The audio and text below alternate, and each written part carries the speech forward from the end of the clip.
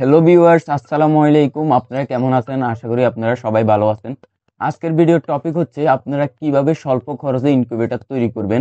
অনেকের কাছে বড় বড় ইনকিউবেটর কেনার টাকা থাকে না এবং কি তারা অল্প কিছু ডিম ফুটাতে চায় ম্যানুয়াল মেশিন। তো আজকে আমি আপনাদেরকে ওই ওই জিনিসটাই দেখাবো কিভাবে ম্যানুয়াল মেশিনটা তৈরি করবেন। তৈরি করতে আপনাদের যা যা লাগবে, প্রথমত আপনাদের একটা কার্টুন লাগবে। কার্টুনটা আর একটু গভীর হলে ভালো হয়, ভিতরে আর একটু জায়গা হলে ভালো হয়। একটা হোল্ডার লাগবে, কিছু কারেন্টের তার লাগবে, আর একটা বাল্ব লাগবে। আপনাদের একদমই নর্মাল খরচে এই জিনিসটা হয়ে যাবে, ইনকিউবেটরটা তৈরি হয়ে যাবে। তো সম্পূর্ণ দেখতে থাকুন ভিডিওর ভিতরে আমি সম্পূর্ণ দেখিয়ে দেব কিভাবে আপনারা ইনকিউবেটরটা তৈরি করলে আপনাদের ডিম 100% উঠবে।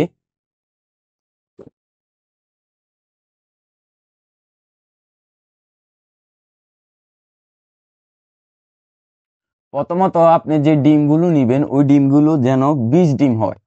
আপনি এমনি ডিম বসালে কিন্তু ইনকিউবেটরে ডিম ফুটবে না, আপনার ডিমগুলো 20 ডিম হতে হবে।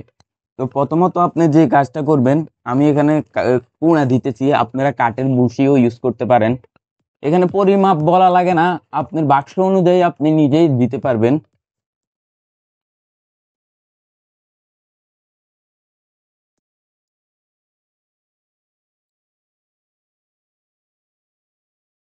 তো আমি কিভাবে সমান করে দিচ্ছি আপনারা দেখুন।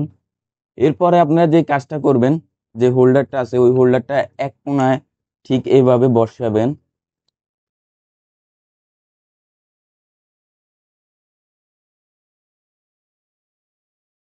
তো এরপরে আপনারা যে কাজটা করবেন, ডিমগুলো বসিয়ে দিবেন। তবে ডিমগুলো বসার আগে আমার মার্কিং, আপনারা একটা মার্ক কলম দিয়ে এই পাশে একটা দাগ দিয়ে দিবেন। কেননা এই ডিমগুলো আপনার প্রতিদিনে 3বার থেকে 4বার এদিক থেকে এদিক করে দিতে হয়। যদি আপনার ডিমটা একদিকে এভাবে থাকে তাহলে কি হয়, ডিমের যে ভিতরে যে ব্রনটা আছে এই ব্রনটা আপনার এক পাশে চলে যায় আর বাচ্চা ভিতরে তৈরি হয় না, ব্রনটা মারা যায়।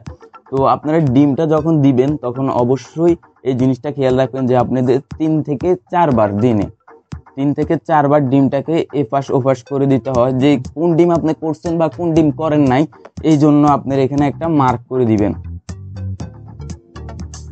তো আমি ডিমগুলো বসাইতেছি।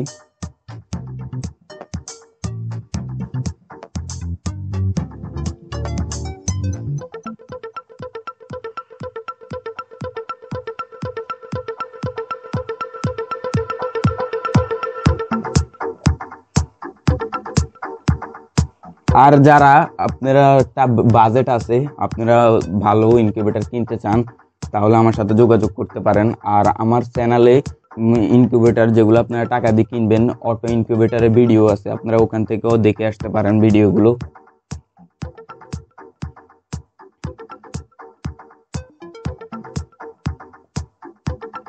তো এবার যে কাজটা করব, একটা বাটিতে আপনারা কিছু পানি দিয়ে দিবেন।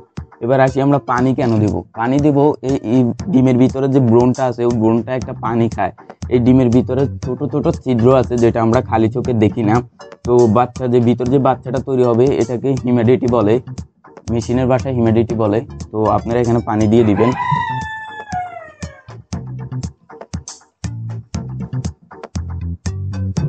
পানি দেওয়ার পরে 100 পাওয়ারে একটা লাইট দিবেন।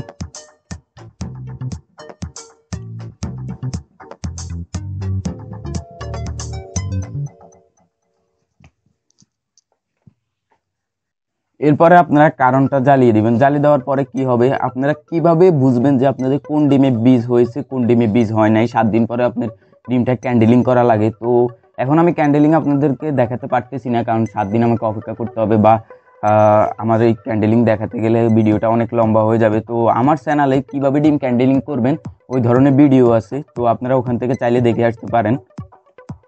তো আপনারা এই বাক্সটা অফ করে দিবেন।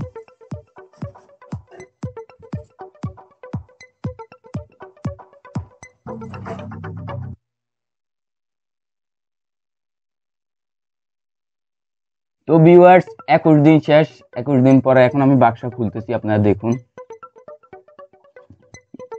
দেখুন কি সুন্দর আমার বাচ্চাগুলো ফুটে বাইর হইতেছে। এগুলা কালকের মধ্যে সবগুলা কাভার হয়ে যাবে। তো আই হোপ আপনারা বুঝতে পারছেন কিভাবে ইনকিউবেটর তৈরি করবেন স্বল্প খরচে।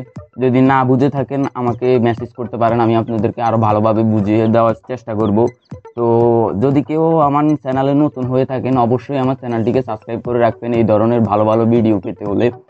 তো আজকের মতো এখানেই বিদায়। ভালো থাকবেন, সুস্থ থাকবেন, আল্লাহ হাফেজ।